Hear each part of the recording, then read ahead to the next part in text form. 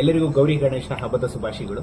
ಇವತ್ತಿನ ವಿಡಿಯೋದಲ್ಲಿ ನಾನು ಏನು ಹೇಳಕ್ಕೆ ಪ್ರಯತ್ನ ಪಡ್ತಾ ಇದ್ದೀನಿ ಅಂತಂದ್ರೆ, ಎಲ್ಲರಿಗೂ ಪರಿಸರ ಪ್ರೇಮಿಗಳಿಗೆ ಗೊತ್ತಿರೋ ಹಾಗೆ ನಾನು ಸಾಕಷ್ಟು ವರ್ಷಗಳಿಂದ ಗಣಪತಿ ಹಬ್ಬನ ತುಂಬಾ ಸಂಭ್ರಮದಿಂದ ಆಚರಿಸ್ತೀನಿ. ಅದರಲ್ಲೂ ಕೆಲವು ವರ್ಷಗಳಿಂದ ಸಂಪೂರ್ಣ ಮಣ್ಣಿನ ಗಣೇಶವನ್ನೇ ಹುಡುಕಿ ಎಷ್ಟೇ ಕಷ್ಟ ಆದರೂ ತಗೊಬಂದು ಅದನ್ನ ಪ್ರತಿಷ್ಠಾಪನೆ ಮಾಡಿ ಪೂಜೆ ಮಾಡಿ ಅದನ್ನು ವಿಸರ್ಜಿಸಬೇಕಾದರೂ ಅದನ್ನ ನಮ್ಮ ಮನೆಯಲ್ಲೇ ಒಂದು ಚಿಕ್ಕ ಬಕೆಟ್ ಅಲ್ಲಿ ಬಿಟ್ಟು ಅದನ್ನ ಆ ಮಣ್ಣನ್ನ ನನ್ನ ಪಾಟಿಗೆ ನಾನು ಉಪಯೋಗಿಸುವಂತ ಒಂದು ಹವ್ಯಾಸವನ್ನ ರೂಢಿಸ್ಕೊಂಡಿದ್ದೀನಿ.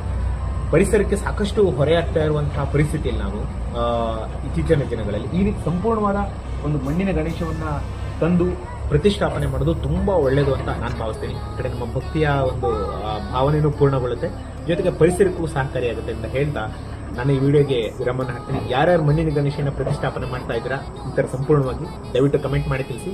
ಮಾಡದೇ ಇರೋರು ದಯವಿಟ್ಟು ಇನ್ನು ಮುಂದೆ ಅಳವಡಿಸ್ಕೊಳ್ಳಿ ಅಂತ ಹೇಳ್ತಾ ನನ್ನ ಒಂದು ವಿಡಿಯೋಗೆ ವಿರಾಮನ ಹಾಕ್ತೀನಿ. ಜೈ ಹಿಂದ್, ಜೈ ಕರ್ನಾಟಕ. ಮತ್ತೆ ಗಣೇಶ ದೇಶಕ್ಕೆ ಒಳ್ಳೇದು ಮಾಡಲಿ, ಎಲ್ಲರಿಗೂ ಒಳ್ಳೇದು ಮಾಡಲಿ. ಧನ್ಯವಾದ.